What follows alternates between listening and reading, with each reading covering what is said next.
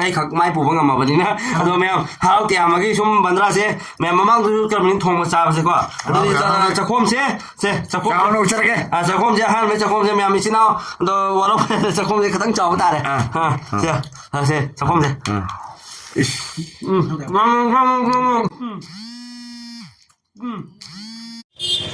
แม่พูดมาคุยจอกสังกีเถียงลับตรงนะคุยบรรดาเสียจ่าเจ๊แกนงาซิงเสียวันนี้เล่าเลย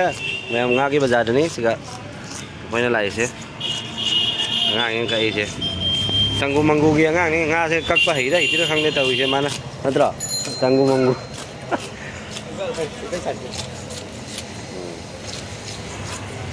soal ni tahun situ ni sana hai hello tahu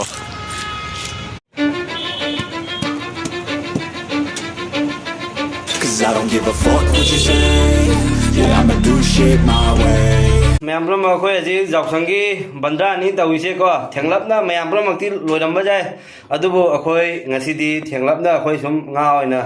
sau đấy xe cây ngàn nó hay được ngã sinh ní mẹ em kilo trai chơi là wari nuai đi mà chú cái là cái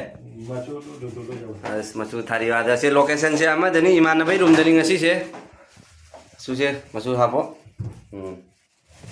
chú cái nào mà chú tuần này phải mình tàu phải ngọc khai vậy thì mình happy dọc sông kisu cái tao mà đây nó khali cái nói gì hả xe tháp cắn nó chú trồng nó đi tao có phong đã tôi là khôi chú hả bật ra sẽ thiệt lắm nó cha bên nó hào cái đây nó khali mình nó trọ hào đi xe mình ăn này nghe hấp lên rồi tàu cái gì mà cái mấy cái tăng đi mắm mè mình vô có phong thế ngã sẽ kilo này mình có mình mà coi mình mà đi là thu rồi mình dọc sông bật ra Mẹ pula ma pambi la kadi bisoma blog ki nai kai jagi mẹ pula ma ko ikai sunna ro chari mẹ aduga video se loina phawo yang bi gani ai se mẹ ki thaja bani mẹ jong cha ka se hap tori se jong maring kha ma ngok kha ni thon ne yam basina tilau chanam khoi koi na kopi ka thong ni tilau ama ha ka morok se loi hap chandrom ni khamen ti ngok kha ni maring kha ya phati bang pe gang thon lai de mẹ pula ma sum tap tam yang bi ko mẹ sum tap tam mate ucha rakhe cái này gạo rồi ok tại làm cái gì vậy nếu chuyện cái phần đó số mình marin khá thế gì sẽ cái start thì cái start thì cái cha đã bút cuối đấy rồi rồi ngã sẽ cái mà thì vẫn sẽ cái vậy nè vậy là khá là quá đi mình rồi cái cái mà chân thế học nữa mà chân thế là ngarang cái cô quậy mà đấy giờ hồi yam mà sinh cái dùng trang cái số máy nữa sôi là cúp nó sôi là thầm ấy, dám nó ngay là sinh ra bagi đi đâu cái khơi sự cái mồ sa này miết bagi khát tăng khai đuôi ấy, dám nó bám mũi hay ta đấy co, dùng rác mà thầm chút lùi cái chỗ bên này nè, đó xây tinh nó thầm mà ní, cabo đó cái miết là đi mồ sa bắt đầu nó phải rất là co mềm, tiếng mình là gì mềm xuân đó là mỗi masala xong ngâu vậy nè co, mong đi, khơi saji buki material se, saji buki sorry dọc sông bắn ra mềm ngã sẽ ngâu vào rồi đấy thùng vào hầu là đi mà cô hấp kia là thế hấp không cô mà thắt rồi nó nằm mà hấp không sao không được ra tới giờ học kia hay là mà thắt rồi mà thắt cái bằng sợi đó không mà thắt cái nó không nó cái mà cô gì đó thế ngã masala này mềm ngã masala thùng bạ thế là mari bagi mari bati ucha rồi cái mềm nungai rồi bà con, tất dọc sông bắn ra này mềm mình xin đâu mềm vào bị rồi, mềm mấy khi tất cả hấp bị có căng không đấy, thế tập vào, thế là ngà masala ngau bài rồi không ngau bài, garam masala thì lâu sẽ nằm là tàu rồi cái thùng tất cả là cái này sâu cái xuống bị rồi, rồi dây vào tôi đây, xuân đây ngà thùng sẽ tàu cái thùng này hấp không. Maroi an hap hai mem phong bagi style je amaga ti mana je ko do mem video chu pa bi ra ti mem like to subscribe to mem share to video na di soma blog ki channel sibu mem nung si video na support to video mo mem hapo na ko video sabo ya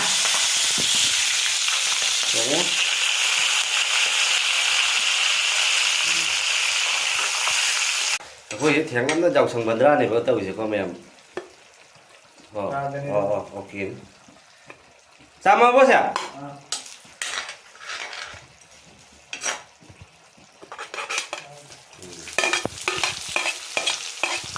ꯃꯁꯟꯁꯨ ꯁꯧꯒꯠꯂꯛꯏ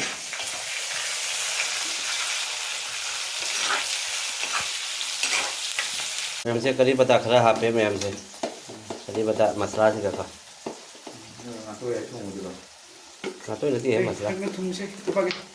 ꯌꯥꯝ ꯍꯥꯞꯆꯜꯂꯛꯀꯅꯨ ꯊꯨꯝ ꯍꯥꯞꯄꯣ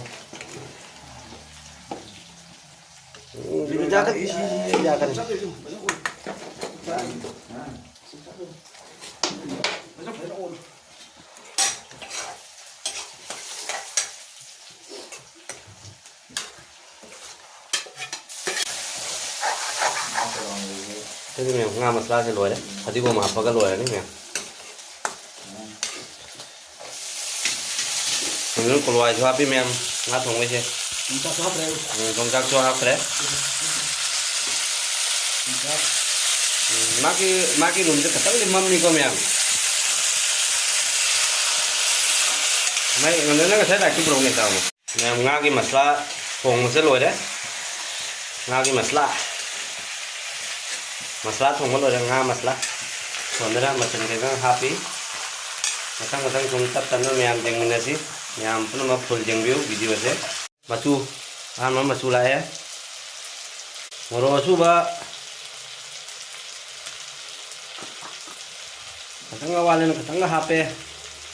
jadi moro macu bodi finishing dah, moro macu katang happy, finishing kamu katang apa kan? Dah, moro pang happy kabe lai. Habis bilai, jakbi dah bilai. Jak sang bandra na, yai phare.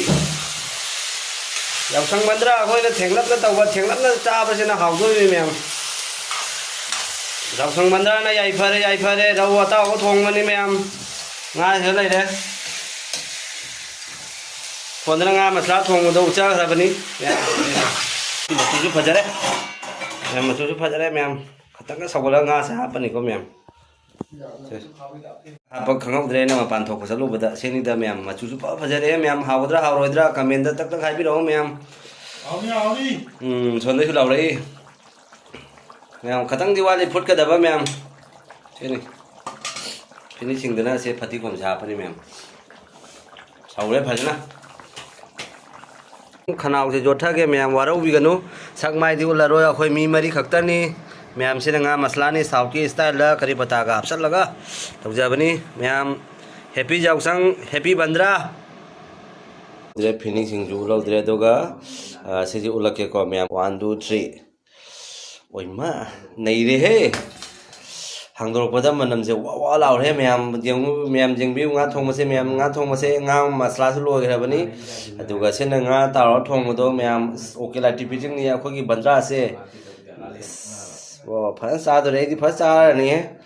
Ma'am थक पति खतंग तो नहीं थी से चाब की दी खल को ma'am okay नहीं है मैम से भी यार बोतो थक बोतो खुजाव लग साउ से मैम अब खतंग ओक्तन लौ लाए मैम असे बहुती थक चाबदी उतरे को मैम थक बोतो मैम अब ओक्तन जुम खतंग छंब लाए मी को मैम अखोई चारमदागी कोलांग लांगी को मैम चाकसु सुगन सामे 내 정착 쇼나 좀 폰을 Haribola je hari je namo bosa namo la tu sala mai tu apa ai nga cái khil la bani ba se mobile pai ba inda tu चारों ने तेरे ना कैमरा से खतंग पाए रहा हूँ मैं बच्चा को माहूँ का हुक के बा कैमरा से पाए हो भाई स्टैंड जाओ रे स्टैंड से नुआए रो है बस कि कैमरा से अंदर पाए लो जिंगले के नो जिंगले से नते जिंगले लाइट से वो हवा लाइट से उन्दिरा मंगा से कोच से बको अंगा से नते हजांग में सिन्ने रिकॉर्डिंग तो रहा ना रिकॉर्डिंग हो गया बनी ओरे तो बोला बा hang शेमो nga se nate hayang shemo ne ba nga se pot ke आई मैं सिंगदे में आई बोली से jongsak su ja I know बोली से मैं काम सीधे से वादो नहीं वादो बुथला ना मैं फै लो nga video to फै लो ba जा रहा मैं मतलब मसे video to फै लो ba जा रहे जा video to फै लो कई नो जाई ना हैंग editing तो बहुत नुंगाय रो अच्छा video ubra वही मैं मतलब मसे अखोई जाउसंग बिखा की ꯄꯤꯂꯤꯡꯒꯤꯗ ꯄꯥꯊꯣꯔꯛꯄꯁꯤ ꯑꯩꯈꯣꯏ ꯒꯨꯋꯥꯍꯥꯇꯤ ꯃꯅꯨꯡꯗ ꯑꯅꯝꯕꯗꯤ ꯂꯣꯏ ꯅꯤꯔꯦ ꯑꯗꯣ ꯑꯩꯈꯣꯏ ꯏꯆꯤꯟ ꯏꯅꯥꯎ ꯃꯌꯥꯝ ꯃꯔꯤꯈꯛ ꯅꯤꯖꯔꯦ ꯑꯗꯣ ꯑꯩ ꯏꯇꯣꯝꯇ ꯃꯣꯏ ꯃꯌꯥꯝ ꯃꯥꯏ ꯄꯨꯕ ꯉꯝꯗꯕꯅꯤꯅ ꯑꯩꯈꯛ ꯃꯥꯏ ꯄꯨꯕ ꯉꯝꯃꯕꯅꯤꯅ ꯑꯗꯣ ꯃꯌꯥꯝ ꯍꯔꯥꯎ ꯇꯌꯥꯝꯕꯒꯤ ꯁꯨꯝ ꯕꯟꯗ꯭ꯔꯥꯁꯦ ꯃꯌꯥꯝ ꯃꯃꯥꯡꯗꯁꯨ ꯀꯔꯝꯕꯅꯤ ꯊꯣꯡꯕ ꯆꯥꯕꯁꯦꯀꯣ ꯑꯗꯨꯗꯤ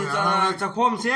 ꯁꯦ ꯆꯥꯎꯅ ꯎꯆꯔꯒꯦ ꯆꯥꯛꯈꯣꯝꯁꯦ ꯑꯍꯥꯟꯕ ꯆꯥꯛꯈꯣꯝꯁꯦ ꯃꯌꯥꯝ ꯏꯆꯤꯟ ꯏꯅꯥꯎ ꯑꯗꯣ ꯋꯥꯔꯧ ꯆꯥꯛꯈꯣꯝꯁꯦ ꯈꯤꯇꯪ ꯆꯥꯎꯕ ꯇꯥꯔꯦ ꯁꯦ ꯆꯥꯛꯈꯣꯝꯁꯦ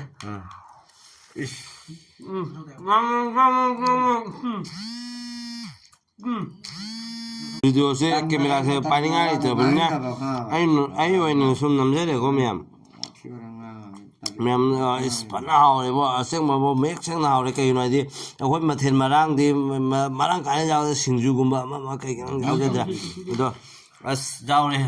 ꯌꯣꯡꯆꯥꯛ ꯁꯤꯡꯖꯨꯗꯤ ꯁꯨꯝ ꯌꯥꯎꯔꯤꯌꯦ ꯃꯌꯥꯝ ꯑꯗꯨꯒ ꯑꯇꯣꯞꯄ ꯑꯍꯦꯟꯕ ꯉꯥ ꯊꯣꯡꯕ ꯑꯩ ꯀꯥꯎꯊꯣꯛꯆꯅꯤ ꯄꯨꯝꯅꯃꯛ XYZ ꯔꯦꯁꯤꯄꯤ ꯑꯩꯈꯣꯏ ꯄꯤꯒꯦ